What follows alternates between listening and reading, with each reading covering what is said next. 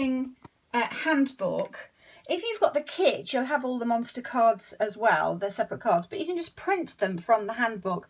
So I've got monster at put it in, and here are the cards. Don't worry about the phonetic symbols, the children ignore them. However, the children very quickly actually get to recognize them. Remember, these are phonetic symbols just representing the sounds, even if they look like a letter.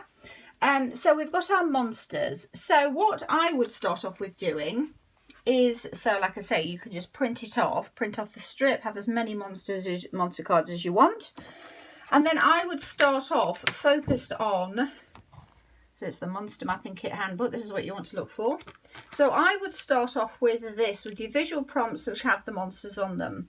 So like we've got ip, sip, at and pan, at, nat, put at, pat, and, to ip, tip. So I would choose this, and I would choose the card that's got the right number of sounds to start off with. So I might say, oh, I'm going to build the word. And like I say, I would do it so that I'm doing it in front of the child. I'm not asking them to join in. I'm not asking them lots of questions. I'm just letting them watch so that their brains can actually just take it in.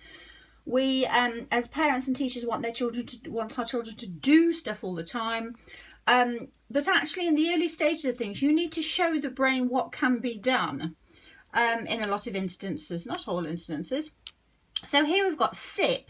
So we say, oh, sip, sip, sip, sip. Let's have a look. Sip, sip, sip, sip. So which monsters do I need? I need monster sip, sip. I need monster I. Sip, sip. I need monster p. And like I said, you might just have printed these off from the handbook and just have them like that without the phonetic symbols. That's up to you. Sip, sip. Let me just check. Sip, sip. And what you'll do, if you do this in front of the child as if you're having fun, you know, the child can be on the other side of the room, that's absolutely fine. A lot of the children on the spectrum I work with actually are often doing something completely different, but I'm doing this and they're taking, I'm not asking them to come over, I'm not asking them to, you know, engage or whatever. I'm just doing the process because they will take it in, and then I'll come in one day and find that they're actually over there doing all of this themselves.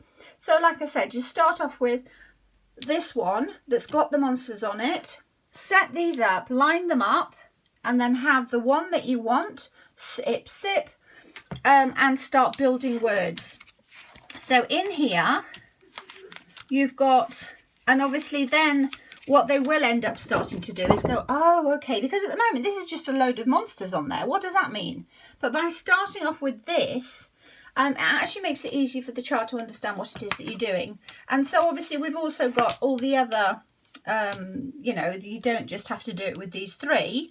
We've got the, you know, 2, 3, 4, 5, so that you can build all of the words. You can build, you know, tip, pant, spit, etc. Stan, and stan, and stan. And by doing that, if you chose the wrong one and they're going oh, there's too many. It's like the SSP spelling piano, you know, when they play too many keys, you don't need that many. So here we've got stan, and stan. And you've got to have the two straight. You've got to have the two lots of monsters, because when you take this away, that needs to stay there because they need to see that sap in all the time. So stan, stan,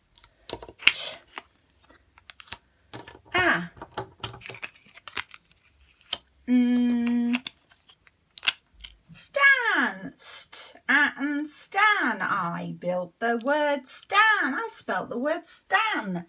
Stan, and stan. Follow the monster sounds to say the word and stan. There, those monsters got together because they wanted to build the word stan. Stan, pants, and pants. I'm going to build the word pants using the monsters. Let me check if I've got the right number of speech sound boxes. Pants, I do. Let's have a go.